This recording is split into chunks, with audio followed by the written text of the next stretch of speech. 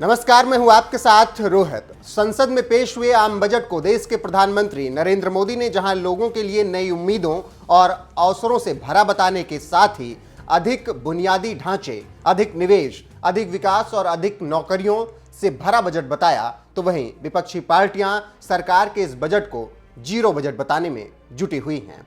यानी अगर आप बीजेपी नेताओं और सरकारी मंत्रियों को सुनेंगे तो केंद्र सरकार के बजट की वो तारीफ करते हुए नजर आएंगे और विपक्षी पार्टियों को सुनेंगे तो हमेशा की तरह वो इस बजट की आलोचना करेंगे।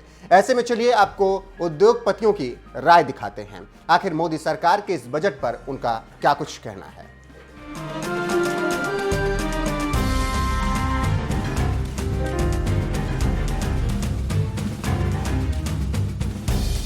आरपीजी इंटरप्राइजेज के चेयरमैन हर्ष गोयंका ने मोदी सरकार के इस बजट पर लिखा, आज का बजट पूंजीगत व्यय, डिजिटल और कल्याण पर केंद्रित है। मैं स्पष्ट रूप से भविष्य की कल्पना कर सकता हूं।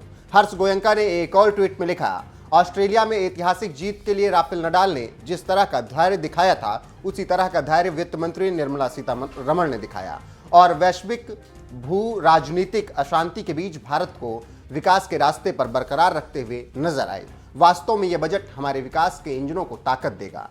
महिंद्रा ग्रुप के चेयरमैन आनंद महिंद्रा ने एक लाइन में प्रतिक्रिया देकर ही बहुत कुछ बता दिया। उन्होंने कहा, संक्षिप्तता हमेशा एक गुण रहा है। निर्मला सीतारमण का सबसे छोटा बजट भाषण सबसे प्रभावशाली हो सकता है। अडानी पोर्ट्स और एसईजेड के सीईओ करण अडानी ने लिखा, मेरा मानना है कि यह बजट अस्थायी विकास के लिए एक मजबूत और स्थिर नींव रखता है।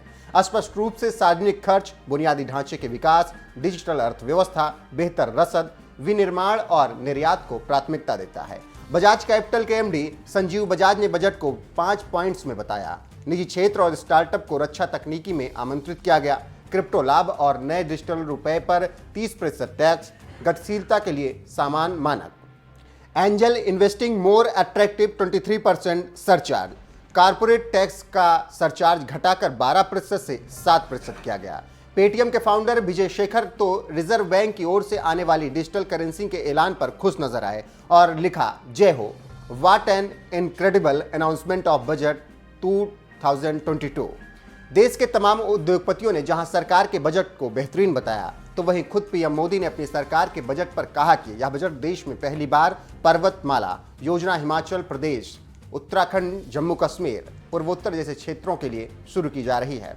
यह पहाड़ियों में यातायात और कनेक्टिविटी की आधुनिक प्रणाली की सुविधा देगा।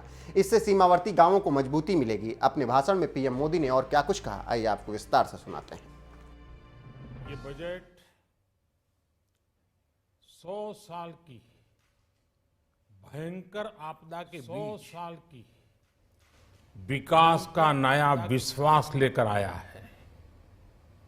ये बजट अर्थव्यवस्था को मजबूती देने के साथ ही सामान्य मानवी के लिए अनेक नए अवसर बनाएगा।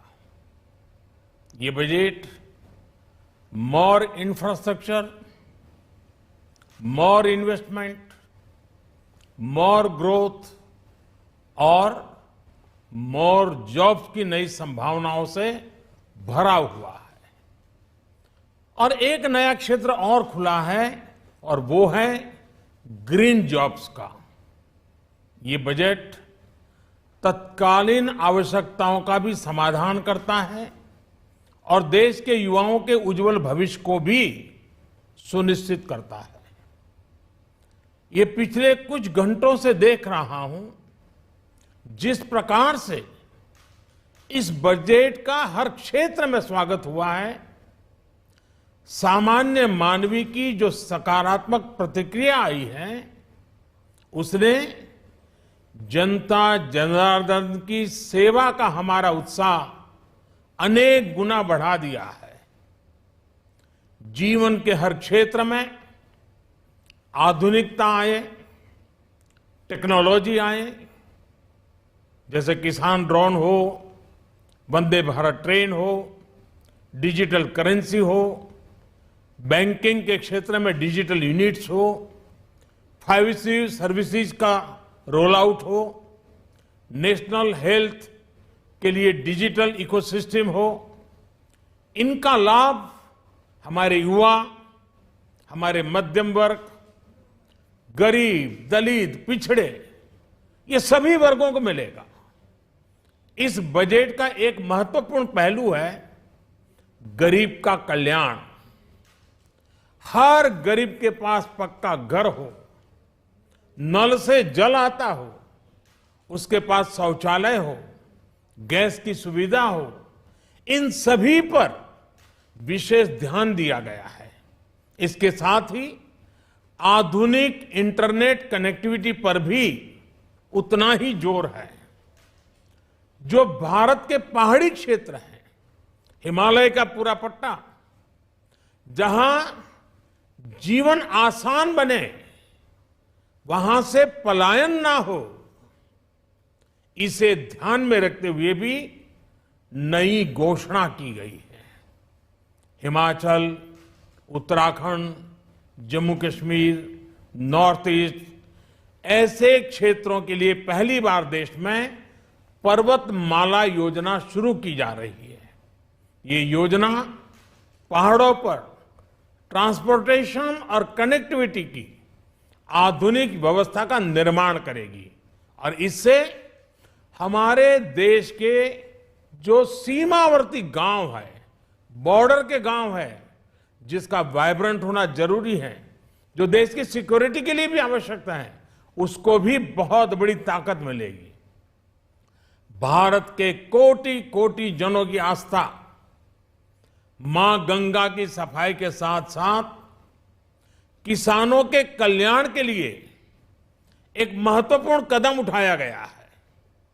उत्तराखंड, उत्तर प्रदेश, झारखंड, बिहार, पश्चिम बंगाल, इन राज्यों में गंगा किनारे नेचुरल फार्मिंग को प्रोत्साहन दिया जाएगा। इससे मां गंगा की सफाई का जो अभियान है, उसमें मां गंगा को केमिकल मुक्त करने में भी बहुत बड़ी मदद मिलेगी। बजट के प्रावधान यह सुनिश्चित करने वाले हैं कि कृषि लाभप्रद हो, इसमें नए अवसर हो, नए एग्रीकल्चर स्टार्टअप्स को प्रोत्साहन देने के लिए विशेष फंड हो, या फिर फूड प्रोसेसिंग उद्योग के लिए नया पैकेज। इससे किसानों की आय बढ़ाने में बहुत मदद मिलेगी। एमएसपी खरीद के माध्यम से किसानों के खाते में 2.25 लाख करोड़ रुपए से भी ज्यादा सीधे ट्रांसफर किए जा रहे हैं।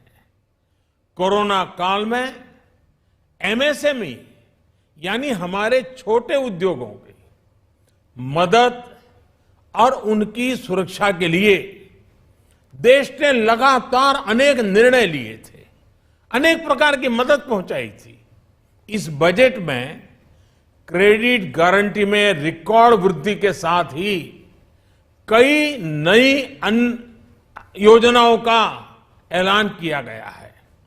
डिफेंस के कैपिटल बजट का 68% डोमेस्टिक इंडस्ट्री को रिजर्व करने का भी बड़ा लाभ भारत के एमएसएमई सेक्टर को मिलेगा। ये आत्मनिर्भरता की तरफ बहुत बड़ा मजबूत कदम है। 7.5 लाख करोड़ रुपए के पब्लिक इन्वेस्टमेंट से अर्थव्यवस्था को नई गति के साथ ही छोटे और अन्य उद्योगों के लिए नए अवसर भी बनेंगे। मैं वित्त मंत्री निर्मला जी और उनकी पूरी टीम को इस पीपल फ्रेंडली और प्रोग्रेसिव बजट के लिए बहुत बहुत बधाई देता हूं।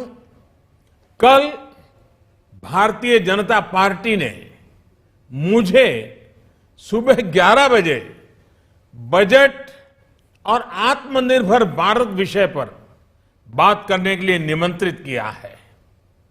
कल 11 बजे मैं बजट के इस विषय पर विस्तार से बात करूंगा। आज इतना काफी है। बहुत बहुत धन्यवाद।